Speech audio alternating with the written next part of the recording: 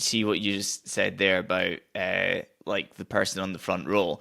Like, how good does it feel as a speaker from stage, even when you just see that one person nodding Yeah, as well, you're that's how you speaking? got me, right? That's how you got me. Like the funny thing is, so I first came across you at a virtual event because it was mid-COVID, and you were speaking, and I'm like the nodding dog watching this presentation, going, "Where the hell has this guy been all my life?" And you can't even see me because I'm on a screen behind you, as like you're trying to present. And actually, no, you came in virtually, so I Yeah, because wasn't I even was on a in the screen behind you. US. You just couldn't see anything. So Yeah.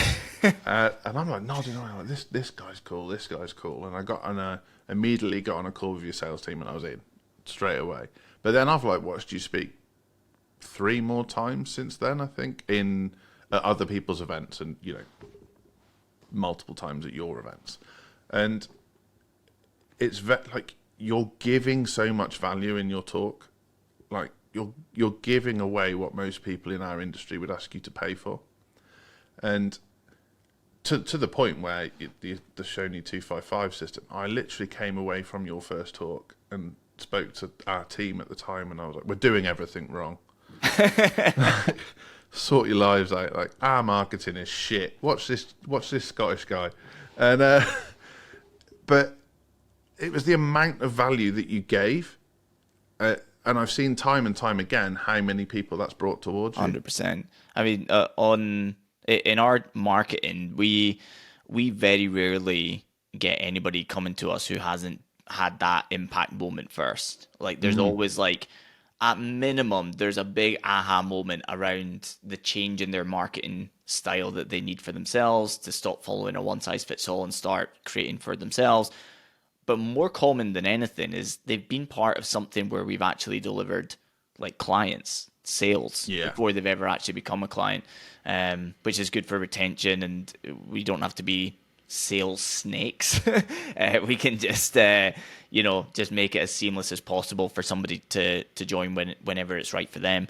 But yeah, to dive into something that's just ever so slight, it's a 5 to 10 degree, but I want to touch on this as well, is your small group events that, yeah. that you've done. They obviously did really well in terms of you got people in the room, you ran a lot of them, you present for a full day, you make a lot of impact, and then on the other side, you've got a lot of retainer clients out the other side. What's been your experience with small group paid events? Some of the things that are tough about them, as well as some of the things that you've liked about them or seen as positive business outcomes. Yeah, yeah. I mean, I'm 50-50 on them. I am. So there's so I'll talk through exactly how we did it and why.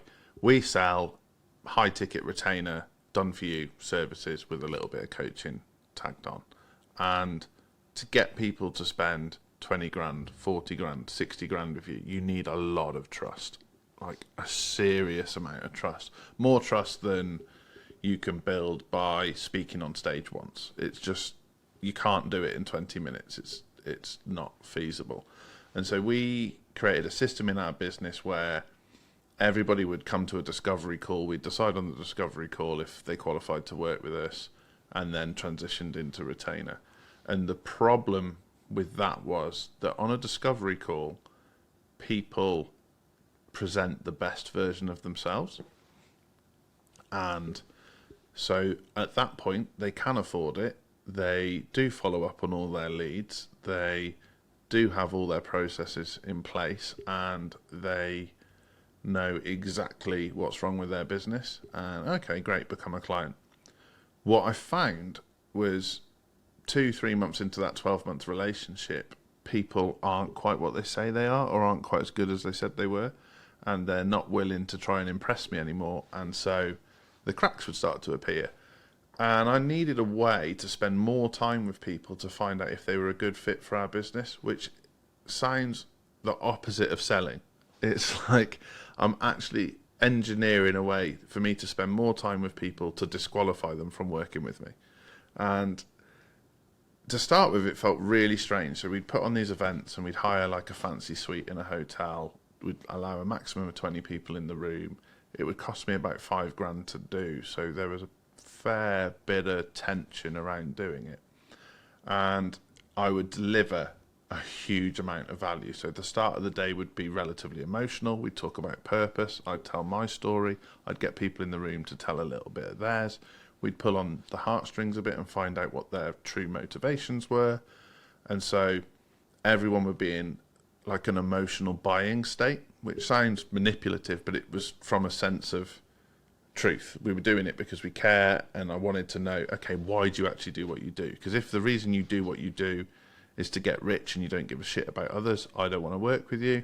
If the reason you do what you do is to have a positive impact in X, Y, Z, we're on.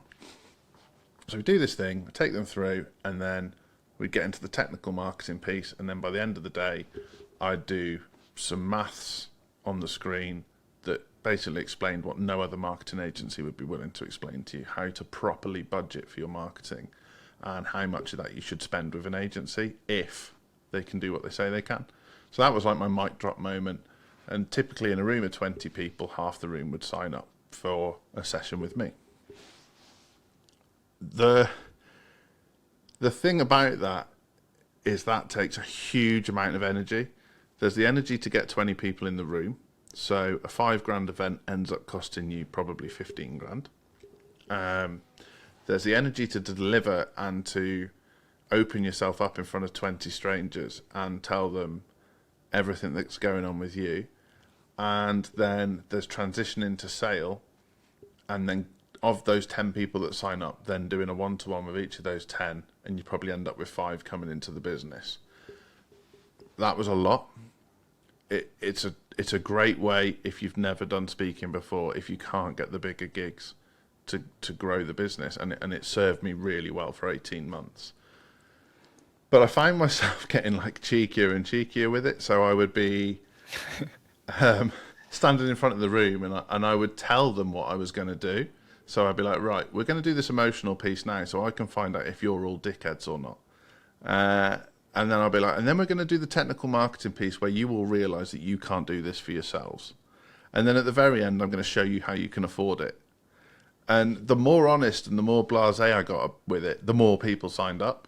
But the more I did that, the better opportunities I got away from that environment. So that's when the speaking gigs really started to ramp up. This guy comes on stage and he tells us how he's manipulating us. And he tells us why he's doing it. And at the end, he's been so honest about the journey he's just taken us on that we all want to buy from him anyway.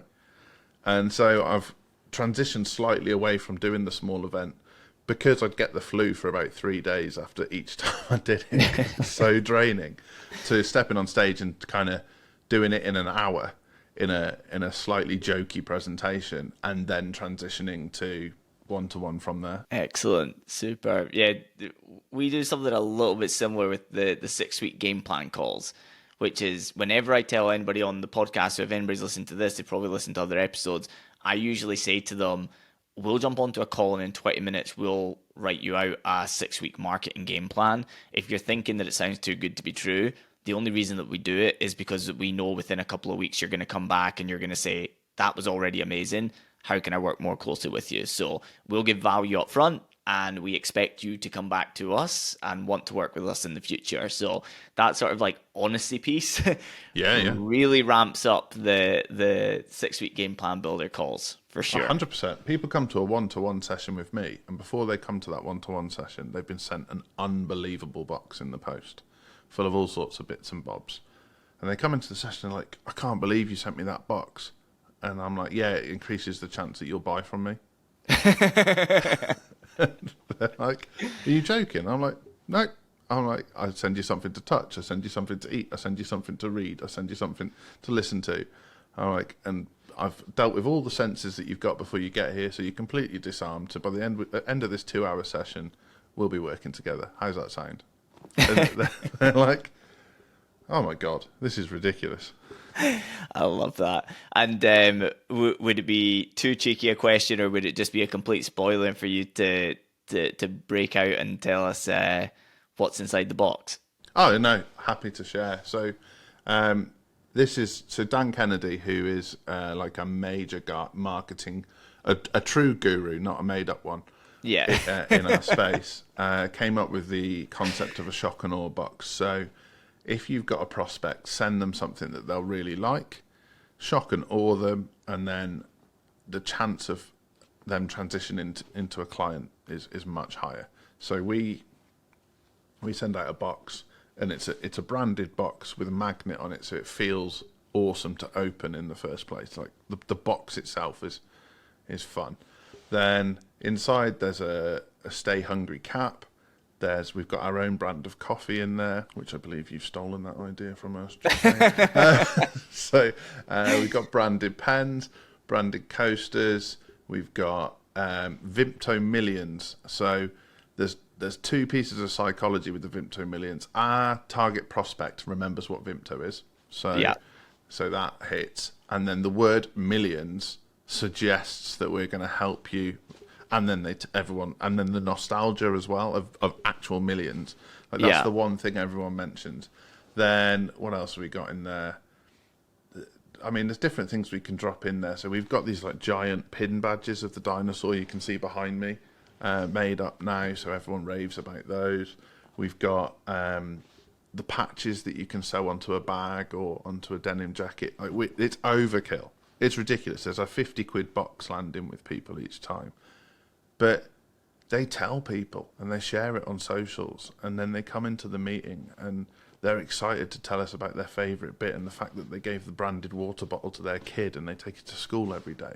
Like, it's such a conversation piece that we'd be mad to take that out of the process. Thanks so much, Coach, for watching this short clip right here. If you enjoyed this and you want to watch the full episode, I'll throw it somewhere on this side of the screen so you can simply click and watch. And if you want to watch something that's maybe a little bit different, but if you watch this and you love this, then you're really going to like this as well, I'll throw it on that side instead. So you can click through, watch, and I'll see you on the next video.